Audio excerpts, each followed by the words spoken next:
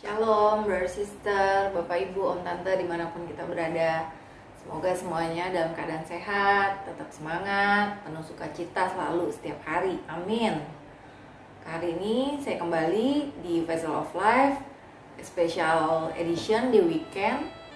Kita akan belajar dari Bible karakter. Nah, kita akan belajar satu persatu tokoh Alkitab yang bisa kita ambil teladannya, yang bisa kita tiru, supaya kita semakin hari hidupnya semakin bertumbuh serupa dengan Kristus. Oke, untuk hari ini segmen pertama di Bible karakter, saya pilih Samuel, tokoh Samuel. Saya belajar dari buku 1 Samuel 1 ayat 20. Dikatakan bahwa maka setahun kemudian mengandunglah Hana dan melahirkan seorang anak laki-laki.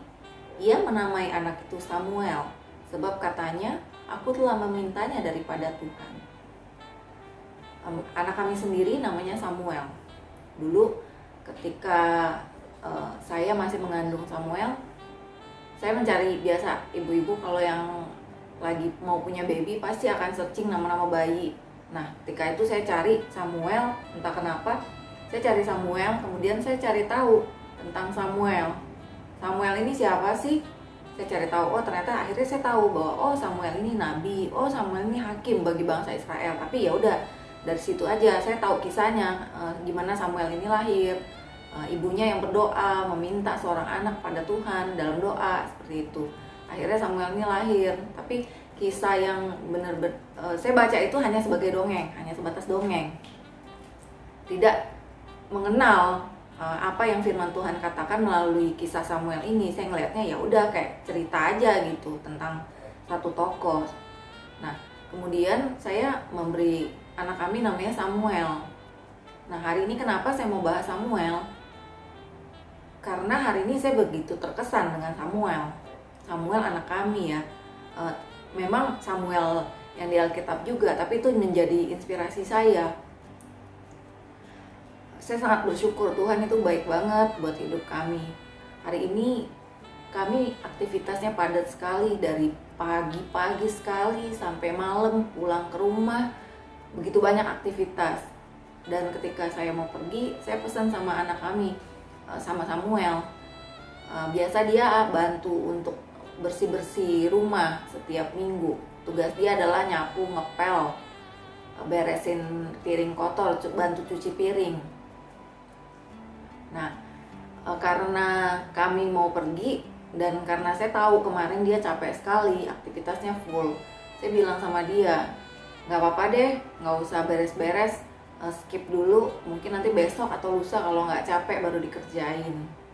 Ya kemudian dia bilang, iya mah, nanti kalau nggak capek dikerjain, dia bilang kayak gitu. Nah, kami pulang udah malam, ya saya nggak expect apa-apa karena saya tahu hari sebelumnya dia aktivitasnya sangat full. Dan dia juga bantu saya editing untuk vlog video Vessel of Life. Kadang-kadang sampai larut malam, jadi saya bisa ngerti gitu dia capek pasti.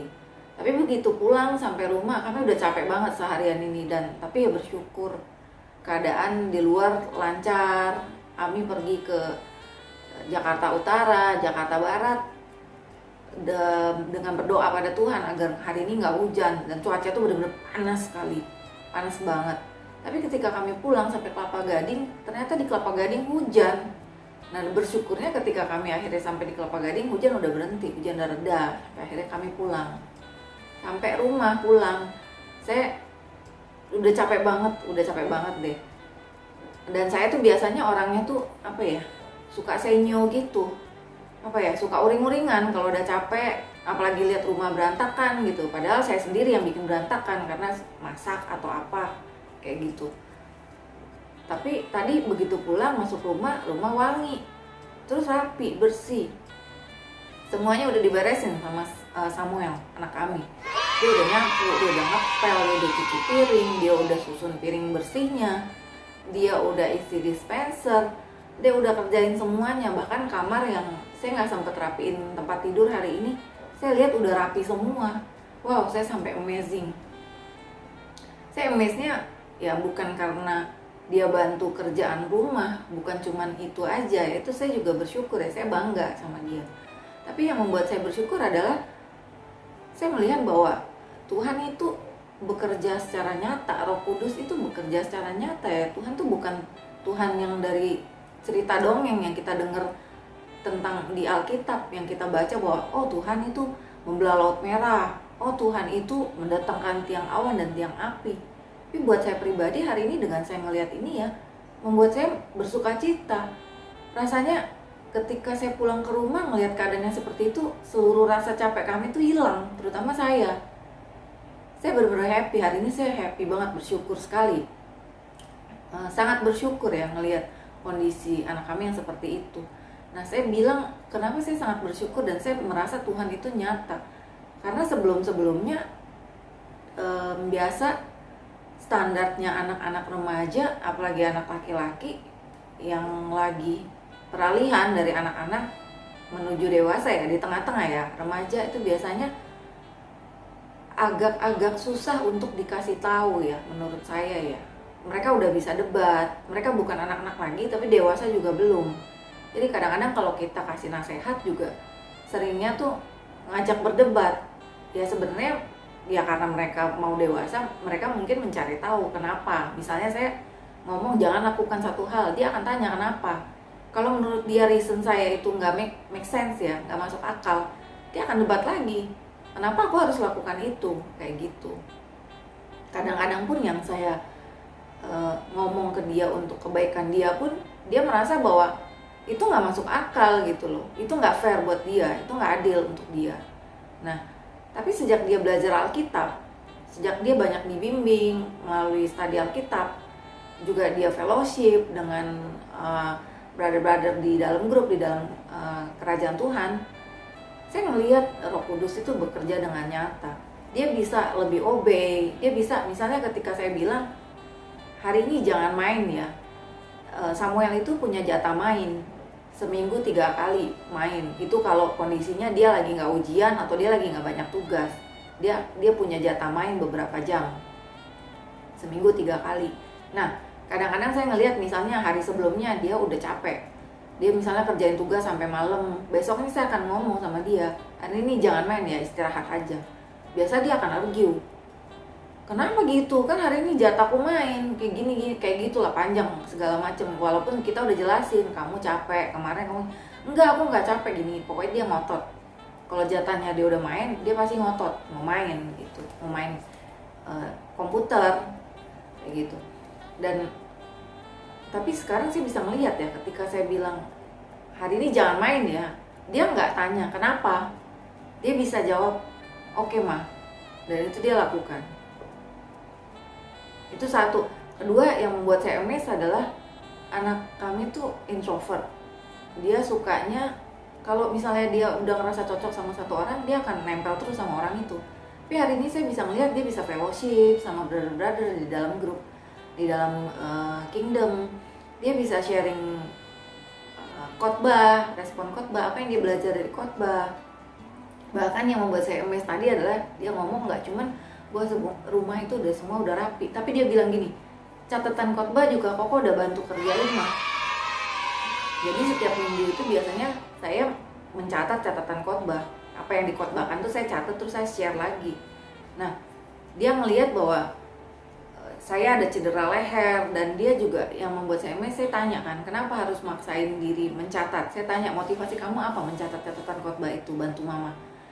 Dia bilang ya, kesatu karena leher mama cedera, kedua ya karena dia mau belajar khotbah itu tentang apa. Jadi dia bilang video khotbah itu kan biasanya karena sekarang ibadahnya secara online, biasanya 1 hari sebelumnya tuh udah publish di YouTube. Nah dia malam harinya itu dia udah langsung dengar, dia langsung catat. Dia bilang kalau saya catat malam ini, besok ya saya akan bisa share pada saat kebaktian selesai. Nah itu yang membuat saya amazed. Kalau dulu ya kita suruh sharing pun dia nggak akan mau sharing gitu, dia nggak akan mau ngomong apapun sebisa mungkin. Tapi hari ini saya melihat ya itu Roh Kudus yang bekerja. Dia ketika dia ngomong catatan khotbah juga udah selesai, mama tinggal cek lagi, tinggal edit aja kalau ada yang keliru. Wah bener-bener saya bersyukur banget deh, rasanya rasa capek saya hilang. Ini sekarang sudah jam hampir 1:30 ya, Karena hari ini saya sangat full, pulang saya masih harus nulis artikel, nyusun materi untuk hari ini, untuk blog juga, untuk vlog. Tapi rasanya masih semangat aja sih, masih sukacita aja sih, ya karena kasih karunia Tuhan. Tapi saya merasa saya mendapatkan booster, kayak doping gitu ya. Saya jadi bersemangat karena mendapat kabar baik hari ini. Dan itu yang membuat saya kenapa saya memilih tokoh Alkitab Samuel hari ini. Dan sekali lagi ya, kita belajar dari tokoh-tokoh Alkitab ini. Saya merasa bahwa ketika saya memilih nama Samuel juga itu bukan satu kebetulan, tapi itu sudah Tuhan rencanakan. Dan hari ini saya melihat bukan bahwa rencana Tuhan itu terkait dengan pemilihan nama anak, tapi juga terkait dengan kehidupan setiap kita. Tuhan itu sudah merancangkan segala sesuatunya sampai pada hari ini ya. Saya sangat bersyukur di usia anak kami yang masih muda, dia sudah mau belajar Alkitab, dia bisa tergerak untuk melayani. Walaupun mungkin ya masih banyak kekurangan, masih juga nggak konsisten, tapi saya melihat hati dia dan saya percaya Tuhan juga akan memperhitungkan itu. Oke, tanpa perlu panjang lebar lagi, kita akan belajar bersama-sama ya. Samuel itu salah satu nabi dalam perjanjian lama, sekaligus salah satu hakim bagi bangsa Israel. Ini nabi yang dipakai Tuhan untuk mengurapi Raja Daud. Raja Daud ini kita semua mungkin tahu ya, raja yang akan memulai satu dinasti kerajaan yang nantinya itu akan melahirkan raja seluruh dunia dari garis keturunannya Daud, yaitu Yesus Kristus. Nah, yang kita bisa belajar dari beberapa karakternya Samuel adalah saya belajar ada 4 hal. Sebenarnya 5 hal ya, tapi mungkin kalau kepanjangan di YouTube bisa lihat versi lengkapnya di blog. Nah, yang pertama itu adalah Samuel itu mengutamakan Tuhan di dalam hidup dia. Kita bisa baca di 1 Samuel 15 ayat 22. Dibilang, tetapi jawab Samuel, apakah Tuhan itu berkenan kepada korban bakaran dan korban sembelihan, sama seperti kepada mendengarkan suara Tuhan? Sesungguhnya mendengarkan lebih baik daripada korban sembelihan, memperhatikan lebih baik daripada lemak domba-domba jantan. Samuel ini selalu mengutamakan Tuhan. Dia menomorsatukan Tuhan di dalam hidup dia. Dia mengutamakan apa yang menjadi perintah Tuhan, apa yang Tuhan minta, dibandingkan dengan peraturan-peraturan atau hukum-hukum Taurat yang tertulis. Nah, ini yang patut kita teladani ya. Karena ketika kita mengutamakan Tuhan, kita akan fokus pada hal-hal yang menyenangkan hati Tuhan. Dan hidup kita akan sesuai dengan kehendak Tuhan. Sehingga kita bisa dipakai Tuhan dengan luar biasa untuk jadi saluran berkat buat orang lain. Yang kedua adalah yang kita belajar, Samuel tidak ragu untuk menyatakan kebenaran. Kita bisa lihat di 1 Samuel 3 ayat 18. Dikatakan bahwa lalu Samuel memberitahukan semuanya itu kepadanya dengan tidak menyembunyikan sesuatu pun. Kemudian Eli berkata, dia Tuhan, biarlah diperbuatnya apa yang dipandangnya baik. Ketika itu Samuel masih kecil ya, di 1 Samuel 3 ini Samuel masih kecil. Waktu itu Tuhan panggil dia sampai 3 kali ya. Pada awalnya dia nggak ngerti bahwa yang manggil itu Tuhan. Pada akhirnya dia ngerti. Kemudian Tuhan tuh ngomong sama Samuel. Tuhan kasih tahu apa yang akan terjadi sama keluarganya Eli, Imam Eli. Ini bukan satu hal yang menyenangkan ya, karena Tuhan tuh ngomong hukuman bagi keluarganya Eli. Tapi Samuel itu nggak ragu untuk memberitahukan itu semua kepada Imam Eli. Dia menjelaskan segala sesuatunya tanpa menutupi apapun. Kita bisa dilihat di 1 Samuel 3 ayat 13 sampai 14.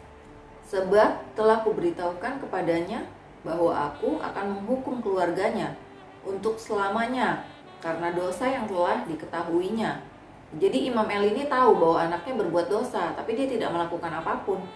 Dia tidak menasihati anaknya, dia tidak melarang anak-anaknya. Jadi Tuhan marah, yakni bahwa anak-anaknya telah menghujat Allah. Tetapi ia ini Imam Eli tidak memarahi mereka. Sebab itu aku bersumpah kepada keluarga Eli bahwa dosa keluarga Eli takkan dihapuskan dengan korban sembelihan atau dengan korban sajian untuk selamanya. Ketika sudah dewasa juga, Samuel tuh nggak ragu-ragu untuk menyatakan kebenaran. Dia bahkan berani ngomong satu kebenaran pada seorang raja, itu Raja Saul. Pada saat itu Raja Saul tuh ya namanya raja pasti punya kekuasaan yang tinggi ya. Tapi Saul ini tidak melakukan apa yang menjadi kehendak Tuhan. Tapi Samuel tuh nggak ragu untuk menyatakan kebenaran. Kita bisa belajar di 1 Samuel 13 ayat 13. Kata Samuel kepada Saul, perbuatanmu itu bodoh. Engkau tidak mengikuti perintah Tuhan Allahmu yang diperintahkannya kepadamu. Sebab sedianya Tuhan mengokohkan kerajaanmu atas orang Israel selama-lamanya. Nah, sebagai orang percaya, kita juga perlu melakukan keteladanan dan karakter ini. Kita sudah dikasih hikmat sama Tuhan untuk kita mengenal dan memahami firman Tuhan yang berisi kebenaran. Jadi kita juga harus selalu mengatakan kebenaran. Kalau misalnya kita melihat bahwa sesuatu bertentangan dengan firman Tuhan, misalnya ada yang dilakukan mungkin keluarga kita atau orang lain, saudara-saudari di dalam jemaat yang melakukan hal-hal yang tidak sesuai dengan firman Tuhan, kita perlu menyatakan kebenaran. Tapi kita menyatakan kebenarannya di dalam kasih, di dalam teguran yang membangun, nasihat-nasihat yang membangun, saling mengingatkan. Itu yang hal kedua yang kita bisa belajar. Kemudian hal selanjutnya adalah Samuel ini taat sepenuhnya kepada Allah. Kita bisa cek di 1 Samuel 8 ayat 10. Di sana dikatakan, dan Samuel menyampaikan segala firman Tuhan kepada bangsa itu yang meminta seorang raja kepadanya. Nah, ketaatan Samuel nih kepada Allah itu merupakan salah satu karakter dia yang paling mencolok ya, yang paling menonjol ya. Sejak kecil Samuel ini hidup sesuai dengan kehendak Allah ya, karena dari kecil dia sudah diserahkan kepada Allah ya, kepada Imam Eli untuk menjadi pelayan Allah ya.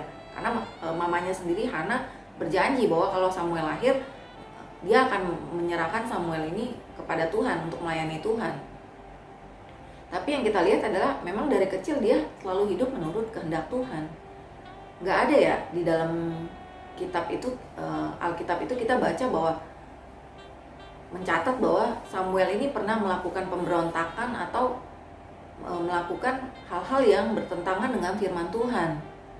Kita bisa lihat di Alkitab tuh banyak orang yang pada mulanya dipilih Tuhan, diurapi, misalnya contoh seperti Raja Saul, itu awalnya dipilih, diurapi, tapi kemudian memberontak sama Tuhan, melakukan apa yang Tuhan nggak suka, melakukan apa yang melanggar perintah-perintah Tuhan. Nah, tapi Samuel ini enggak, dia terus taat tuh dari dia kecil, dari dia hidup masih di dalam bait Allah sampai akhir hayatnya, bahkan sampai terakhir dia mengundurkan diri ya di dalam masa pelayanannya, karena dia udah benar-benar tua. Tapi dia nggak pernah satu kali pun dia membantah Tuhan atau dia menolak apa yang Tuhan perintahkan ya. Nggak seperti mungkin tokoh-tokoh Alkitab yang lain. Saya ada sempat sampaikan juga tentang Yunus yang ketika diutus Allah, dia bukannya ngikutin apa yang Allah suruh, dia malah kabur. Akhirnya sampai masuk ditelan sama ikan besar, masuk ke dalam perut ikan. Nah itu, tapi Samuel nggak pernah seperti itu. Nah kita juga sebagai orang percaya, kita juga mestinya seperti Samuel. Kita tuh selalu taat, walaupun kadang-kadang Tuhan tuh mengizinkan sesuatu yang bertentangan dengan kedagingan kita. Tapi kita masih taat sepenuhnya sama Tuhan. Ketika kita taat, Tuhan juga akan memperhitungkan semuanya itu. Itu juga yang akan membuat kita diberkati Tuhan, baik secara jasmani maupun secara rohani. Kemudian hal keempat adalah yang Samuel lakukan adalah dia selalu senantiasa berdoa. Di 1 Samuel 12 ayat 23a dia bilang gini, mengenai aku, jauhlah daripadaku untuk berdosa kepada Tuhan dengan berhenti mendoakan kamu. Jadi dia selalu berdoa. Samuel ini lahir sebagai jawaban doa dari permohonan ibunya, Hana. Nah, dia ini selalu berdoa bagi umat Allah. Dan melalui doa dia melihat ya bagaimana nih bangsa Israel dilepaskan dari musuh-musuhnya mereka. Itu ada di 1 Samuel 7 ya. Kemudian dia berdoa ketika Israel menolak Allah. Itu di 1 Samuel 8. Di 1 Samuel 12 dia berdoa supaya umat Allah itu takut akan Tuhan dan melayani Tuhan dengan setia. Samuel ini dia begitu memahami seperti apa sifat, kepentingan, dan kuasa dari doa syafaat. Sehingga dia itu menganggap suatu dosa kalau dia berhenti berdoa secara syafaat bagi bangsa Israel. Itu juga salah satu hal yang kita orang percaya perlu miliki, yaitu senantiasa berdoa. Jadi ini bukan sekedar rutinitas, tapi satu gaya hidup ya. Gaya hidup yang mencerminkan orang percaya ya. Doa itu kan bukan cuman kayak messenger ya, yang ngirimin pesan-pesan berisi permintaan-permintaan kita sama Tuhan, permohonan-permohonan kita sama Tuhan. Tapi doa itu adalah suatu usaha dalam membangun relasi kita sama Tuhan. Satu relasi yang karib, satu relasi yang intim dengan Tuhan. Nah, melalui doa kita bisa mendapatkan kekuatan, sukacita, damai sejahtera, dan semua berkat-berkat rohani lainnya. Apapun yang kita butuhkan kita bisa dapatkan. Tuhan bilang ya, mintalah di dalam doa ya. Nah, itu yang saya mungkin bisa sampaikan. Yang terakhir adalah tidak menyalahgunakan kekuasaannya. Di 1 Samuel 12 ayat 4, bangsa Israel sendiri bersaksi bahwa Samuel ini tidak memeras mereka, tidak memperlakukan mereka dengan kekerasan. Bahkan Samuel ini juga tidak menerima satu apapun dari bangsa Israel, yang mungkin kayak bisa dibilang entah itu gratifikasi ya, sogokan kayak gitu-gitu, dia nggak ada, dia nggak terima apapun kayak gitu. Nah, padahal pada waktu itu dia punya kuasa loh sebagai hakim bagi bangsa Israel. Dia bisa minta apapun yang dia mau dari bangsa Israel, tapi dia tidak melakukan itu. Dia hanya memandang kepada apa yang Tuhan minta dia untuk lakukan. Jadi keteladanan ini juga yang perlu kita lakukan di dalam hidup kita, terutama bagi setiap kita yang Tuhan pilih untuk jadi pemimpin. Entah itu pemimpin di dalam jemaat atau pemimpin di dalam dunia kerja. Terutama di dalam dunia kerja ya, kayak di kantor misalnya ya. Kita harus selalu mengutamakan apa yang Tuhan mau kita untuk kerjakan. Jadi kita mengandalkan hikmat Tuhan dalam mengambil keputusan, melakukan pekerjaan-pekerjaan kita, membangun relasi dengan semua orang di sekeliling kita. Karena ya kekuasaan itu adalah berkat dari Tuhan, jadi kita nggak boleh salah gunakan.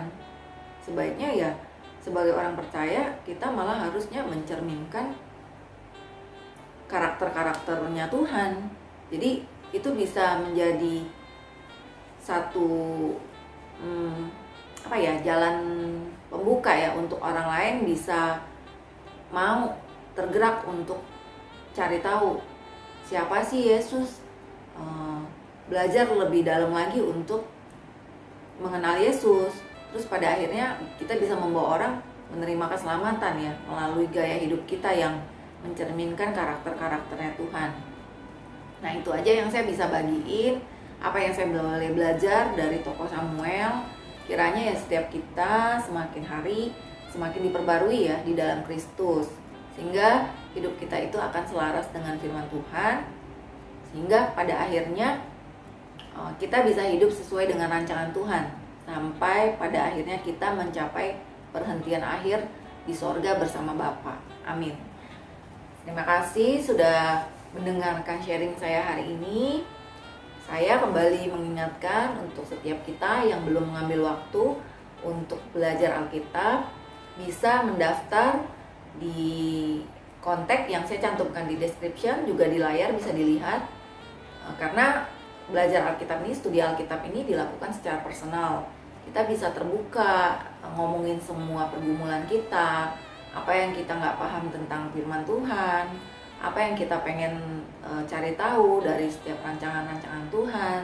Semua itu kita akan bahas di dalam sesi study Bible secara personal ini.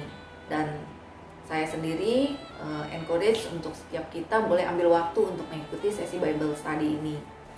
Saya sih hanya encourage saja ya. Saya sendiri salah satu orang yang sudah ikut Bible study-nya. Saya bukan pengajarnya, bukan mentornya ya. Masih jauh banget ya kalau untuk ke sana. Tapi ya saya berharap satu hari saya bisa punya kesempatan untuk juga bisa terlibat di dalam Bible study untuk sebagai pengajar, untuk membawa orang-orang mengenal Yesus dan menerima keselamatan.